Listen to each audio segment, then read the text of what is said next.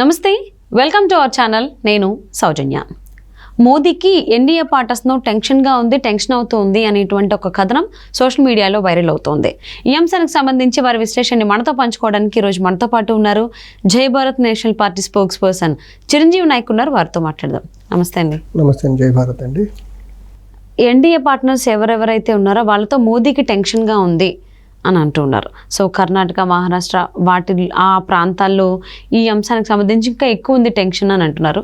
So వీటిలో వాస్తవం ఎంత, అసలు ఏంటి అంటే ఒకటండి, 2014 నుంచి మనం నరేంద్ర మోదీ అండ్ బీజేపీ రాజకీయ ప్రస్థానం నేషనల్ పాలిటిక్స్లో చూసుకుంటే సో పెద్దగా వాళ్ళకు ఎలియన్స్ పార్ట్నర్ మీద పెద్ద డిపెండెన్సీ లేకుండా అయిపోయింది. ఎందుకంటే 2014లో ఆల్మోస్ట్ కావాల్సిన మ్యాజిక్ ఫిగర్ 272+ వాళ్ళకి వచ్చేసింది. 2019లో కూడా వాళ్ళకి రావాల్సిన మ్యాజిక్ ఫిగర్ దాటేసి 300 దాకా సీట్లు వచ్చినాయి. అప్పుడు వాళ్ళ టాక్టిక్స్ అన్ని పవర్ఫుల్గా ఇంప్లిమెంట్ అయినాయి. 2014లో తీసుకుంటే ప్రశాంత్ కిషోర్ స్ట్రాటజీ ఉన్నాడు, చాయ్ పే చర్చ, చాయ్ వాలా, ఒక నెరేటివ్తో వచ్చారు. నెరేటివ్ చాలా బాగా వర్కౌట్ అయింది, జనాల్లోకి వెళ్ళారు. అప్పటికి కాంగ్రెస్ మీద ఉన్న ఏదైతే వ్యతిరేకత అయినో different scam, 2G spectrum scam కానివ్వండి, కోల్గేట్ స్కామ్ కానివ్వండి, తర్వాత కామన్వెల్త్ గేమ్స్ స్కామ్స్ కానివ్వండి, రకరకాల అంశాలతో కాంగ్రెస్ మీద అప్పటికి జనాలు ఫెడప్ అయి ఉన్నారు. అండ్ సెకండ్ థింగ్, అప్పుడు అన్నా హజారే గారు నేషనల్ క్యాపిటల్ అయిన ఢిల్లీలో లోక్పాల్ బిల్ తీసుకురావాలని పెద్ద స్థాయిలో ఉద్యమం చేసిన తర్వాత అదొక రకమైన వ్యతిరేకత వచ్చింది. ఇదంతా కలగలిపి నరేంద్ర మోదీ గారు అప్పుడు గుజరాత్లో డెవలప్ చేశారు. గుజరాత్ పరంగా డెవలప్ అయినట్టే దేశం మొత్తం డెవలప్ అవుతుంది ఒక నెరేటివ్తో చాలా కేక్ వాక్ అయిపోయింది నాకు 2014 election.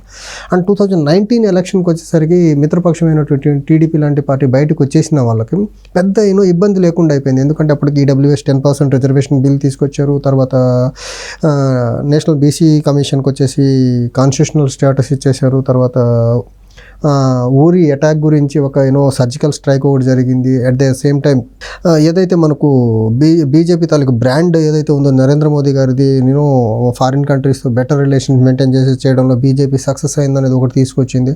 At the same time 2014లో వచ్చిన చాయ్ వాలా, చాయ్ పే చర్చ అనే దాంతో 2019 ఎలక్షన్కి వచ్చేసరికి చౌకీదార్ హూ అనేసి ఒక కొత్త నెరేటివ్తో వచ్చాడు. అది అగైన్ కామనర్స్ని బాగా అట్రాక్ట్ చేసింది. బీజేపీ సెకండ్ టైం కూడా 2019లో గెలిచేదానికి ఈజీ అయిపోయింది.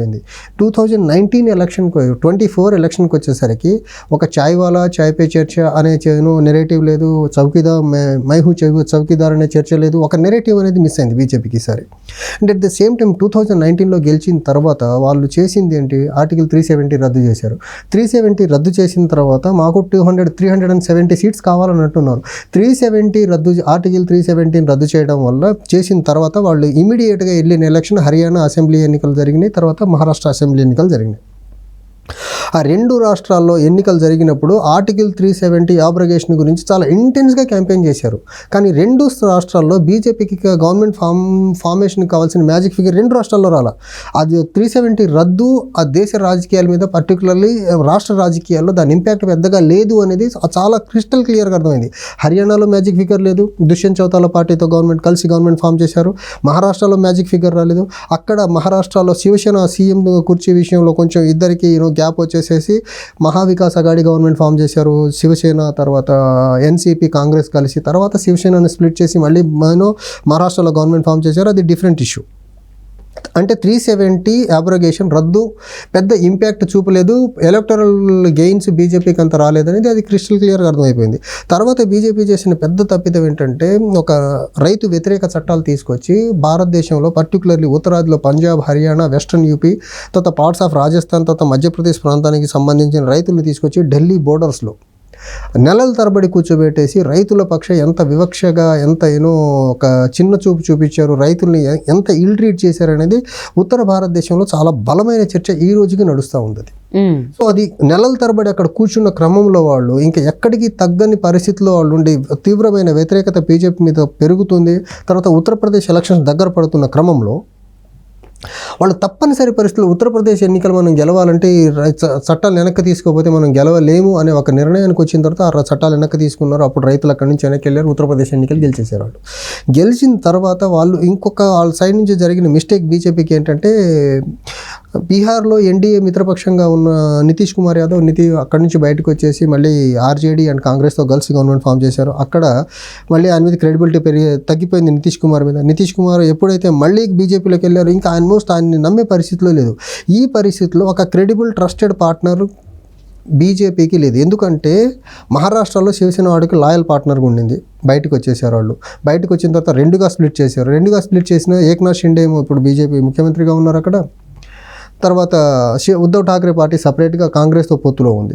తర్వాత శిరోమణి అకాలీదళ్ అనే ఒక పెద్ద పార్టీ పంజాబ్లో ఉండింది, లాయల్ పార్ట్నర్గా ఒక లాంగ్ పీరియడ్ వాళ్ళతో ట్రావెల్ అయ్యారు. వాళ్ళు కూడా రైతు చట్టాల విషయంలో డిఫర్ అయిపోయి వాళ్ళు బయటకు వచ్చేసారు అక్కడ నుంచి. ఈరోజు వాళ్ళు 2024 ఎలక్షన్లు మళ్ళీ వాళ్ళు ఎలియన్స్లోకి తీసుకోవాలనే ప్రయత్నం జరిగింది, కానీ ఎక్కడో వాళ్ళ ఆ చర్చలు ఫలప్రదం అవ్వలేదు. ఖచ్చితంగా ఎన్డీఏలోకి వచ్చేదానికి వాళ్ళు ఇంట్రెస్ట్ చూపల. ఈ క్రమంలో వాళ్లకు ఉన్న ఇంకొక డిసడ్వాంటేజ్ అంటే సౌత్ నుంచి చాలా బలంగా వాళ్ళకున్న ఒకే ఒక రాష్ట్రం కర్ణాటక. అక్కడ ఓడిపోయిన తర్వాత మళ్ళీ ఎలక్టోరల్ పర్టికులర్లీ పార్లమెంట్ ఎన్నికల్లో గెలవాలంటే కష్టం అవుతుందేమో, కాంగ్రెస్ చాలా స్ట్రాంగ్గా ఉంది కర్ణాటకలో అనే ఒక నిర్ణయానికి వచ్చిన తర్వాత జేడీఎస్తో పొత్తు పెట్టుకున్నారు ఇక్కడ. ఈ క్రమంలో ఇప్పుడు బీజేపీతో ఉన్న పార్టీలు చాలా చిన్నపాటి పార్టీలు, లేకపోతే నేషనల్ పాలిటిక్స్ని చాలా బలంగా ఇన్ఫ్లుయెన్స్ చేసే పార్టీలు లేవు. ఈ క్రమంలో మళ్ళీ టీడీపీతో ఆంధ్రప్రదేశ్లో పొత్తు పెట్టుకున్నారు. సో టీడీపీతో ఆంధ్రప్రదేశ్లో పొత్తు పెట్టుకోవడం వల్ల వాళ్ళకి వచ్చే అడ్వాంటేజ్ ఏంటి అని అంటే, ఖచ్చితంగా చంద్రబాబు నాయుడు గారికి నేషనల్ లెవెల్లో ఉండే ఓల్డ్ కాంటాక్ట్స్ ఏవైతే ఉన్నాయో ఖచ్చితంగా బీజేపీకి మ్యాజిక్ ఫిగర్ తగ్గితే మేబీ నెగోషియేషన్లో బీజేపీకి ఎన్డీఏ కూటమి గవర్నమెంట్ ఫామ్ చేసేదానికి చంద్రబాబు నాయుడు గారికి ఉన్న పాత పరిచయాలన్నీ బీజేపీకి ప్లస్ అయ్యేదానికి ఆస్కారం ఉంది. అంటే ఉత్తర భారతదేశంలో ఈసారి ప్రధానంగా జరుగుతున్న చర్చ బీజేపీ ఎట్టి పరిస్థితుల్లో అధికారంలోకి రావట్లేదు, 220 సీట్లు బీజేపీకి తను ఓన్గా వస్తే ఎక్కువ అనే చర్చ చాలా ఎక్కువ జరుగుతుంది. ఇలాంటి టైంలో ఖచ్చితంగా వాళ్ళకు లాయల్ పార్ట్నర్స్ లేకపోవడం ఖచ్చితంగా మైనస్సే. ఇంకోటి, ఇప్పుడు బీజేపీకి అన్ని సీట్లు రావు అనే దానికి ఇంకొక అంశం ఏంటంటే, రీసెంట్గా సుప్రీంకోర్టు ఎలక్టోరల్ బాండ్ స్కీమ్ని స్ట్రైక్ డౌన్ చేసేసింది. దానివల్ల ఎలక్టోరల్ బాండ్ స్కీమ్ ద్వారా బీజేపీ గత 7-8 సంవత్సరాలలో చాలా పెద్ద మొత్తంలో దగ్గరగా 7,765 కోట్ల రూపాయలు ఒక్క బీజేపీకి వచ్చినాయి. మిగిలిన భారతదేశంలో అన్ని పార్టీలు కలిపి కూడా అంత డబ్బు రాల. అంటే అక్కడేదో క్విట్ ప్రోకో మెకానిజం సక్సెస్ఫుల్గా ఇంప్లిమెంట్ చేశారు. కార్పొరేట్స్కి కొంచెం ఫేవర్ చేశారు, కార్పొరేట్స్ నుంచి ఇన్ రిటర్న్ ఎలక్టోరల్ బాండ్స్ కొనిపించి బీజేపీ కిటీలో డబ్బులు వేసుకున్నారు అనేది ఉత్తర భారతదేశంలో చాలా బలంగా నడుస్తున్న చర్చ. ఇంకోటి, నరేంద్ర మోదీ 2014 ఎలక్షన్లో నేను ప్రధాని అయితే నేను ప్రతి సంవత్సరం 2 కోట్ల ఎంప్లాయ్మెంట్ జనరేట్ చేస్తానన్నారు. ఎంప్లాయ్మెంట్ జనరేషన్ విషయంలో కానీ, లేకపోతే సెంట్రల్ గవర్నమెంట్లో ఉన్న బ్యాక్లాగ్ పోస్టులు ఫిల్ చేసే విషయంలో కానీ అంత ఇంట్రెస్ట్ చూపలేదు నరేంద్ర మోదీ. సో ఇవన్నీ ఆయనకు నెగిటివ్ ఎఫెక్ట్గా ఉన్న ఈ తరుణంలో ఖచ్చితంగా ఏదైతే ఇండియా టుడే కాంక్లేవ్లో మాట్లాడినట్టు వాళ్ళకు క్రెడిబుల్ ట్రస్టర్ పార్ట్నర్స్ ఉన్నారా లేరా అంటే ఖచ్చితంగా అంతకు ముందు ఉన్నట్టు లేరు. నితీష్ కుమార్ ఆ సైడ్ నుంచి ఈ సైడ్ నుంచి ఆ సైడ్కి మారటం వల్ల నితీష్ కుమార్ యొక్క ఇమేజ్ మసకబారింది బీహార్లో. వాళ్ళతో ఉన్న శిరోమణి అకాలీదళ్ పక్కకి వెళ్ళిపోయింది. ఈరోజు పార్ట్నర్ ఎన్డీఏ అలియన్స్లో వాళ్ళు లేరు. తర్వాత ఇక్కడ చాలా పవర్ఫుల్గా ఉండే శివసేన రెండుగా స్ప్లిట్ అవ్వడం అది minus. At the same time ఇప్పుడు వాళ్ళకున్న ఒకే ఒక్క హోప్ వచ్చేసి అనలిస్ట్ చెప్పినట్టు మేబీ చంద్రబాబు నాయుడు గారు మేబీ ఆయన కాంటాక్ట్స్ కొంత హెల్ప్ అవ్వచ్చు. ఓకే, బీజేపీ గవర్నమెంట్ ఫామ్ చేయాలి, మ్యాజిక్ ఫిగర్కి నెంబర్ తక్కువ అయితే మేబీ అప్పుడు చంద్రబాబు నాయుడు గారు నెసెసిటీ వాళ్ళకి అవసరం పడేదానికి ఆస్కారం ఉంటుంది. 10 సంవత్సరాలు ప్రధానిగా మోదీయే ఉన్నారు, ఇంకొక 5 సంవత్సరాలు కూడా ఆయనే ఉండబోతున్నారని టాక్ చాలా బాగా తీసుకొచ్చారు జనాల్లో. అంటే బీజేపీ ఇలాంటి విషయంలో చాలా పర్ఫెక్ట్గా చాలా వాళ్ళకు వాట్సాప్ యూనివర్సిటీ ఉంటుంది కదా, సో ఇలాంటి నెరేటివ్స్ చాలా బలంగా తీసుకెళ్ళగలుగుతారు. ఇన్ఫ్లుయెన్స్ చేసే కెపాసిటీ ఈరోజు బీజేపీకి ఉన్న ఆ ఇన్ఫ్లుయెన్సింగ్ మెకానిజం. హ్యాట్రిక్ అనేది చెప్తున్నారు ప్రధాని మోదీ అని చెప్పేసి, సో చూద్దాం. కానీ ఆయన హ్యాట్రిక్ అని చెప్తున్నారు, కానీ ఆయన స్పీచెస్ లో అంతకు ముందు దాన్ని ఏమంటారు కాన్ఫిడెన్స్ కనపడట్లేదు. స్ట్రాటజీ ఏంటనేది ఎవరికి తెలియదు, ఎవరు గెస్ట్ చేయలేరు, చేసాక తెలిసింది. 2014-19 వాళ్ళ స్ట్రాటజీ చాలా క్లియర్ గా అర్థమైనాయి. చౌకీదార్ కానీ, లేకపోతే చాయ్ వాలా కానీ, నేషనల్ హీరో అంతకుముందు నేషనల్ సెక్యూరిటీ గురించి చాలా ఉధృతంగా మాట్లాడేవాళ్ళు. ఈ మధ్య నేషనల్ సెక్యూరిటీ గురించి వాళ్ళు ఎక్కడ మాట్లాడట్లేదు. అదే అన్న, అప్పుడు స్ట్రాటజీస్ చాలా వేరుండే. మీరు చెప్పినట్టు ఆ కైండ్ ఆఫ్ స్లోగన్స్ చాలా వచ్చాయి. ఇప్పుడు ఎటువంటి స్లోగన్స్ లేకుండా వచ్చారు ఆయన. సో మరి ఏమవుతుంది, ఈ ఎన్డీఏ పార్ట్నర్స్తో వచ్చినటువంటి ఇబ్బందుల్ని ఆయన ఏ విధంగా ఎదుర్కొని మళ్ళీ ఇక్కడ నేషనల్ పాలిటిక్స్ లో జరుగుతున్న చర్చ ఏంటంటే, బీజేపీ అనే పార్టీకి ఏ పార్టీ కూడా ఇష్టంతో వాళ్ళతో పొత్తు పెట్టుకోరు, అవసరాల కోసమే పొత్తు పెట్టుకుంటారు. బీజేపీకి మ్యాజిక్ ఫిగర్ కి ఒక 5 సీట్లు తగ్గిన పర్టికులర్లీ నరేంద్ర మోదీ ప్రధాని అభ్యర్థిత్వాన్ని అంతకుముందు చంద్రబాబు నాయుడు గారు వ్యతిరేకించిన మాట నిజం. నితీష్ కుమార్ గారు వ్యతిరేకించిన మాట నిజం.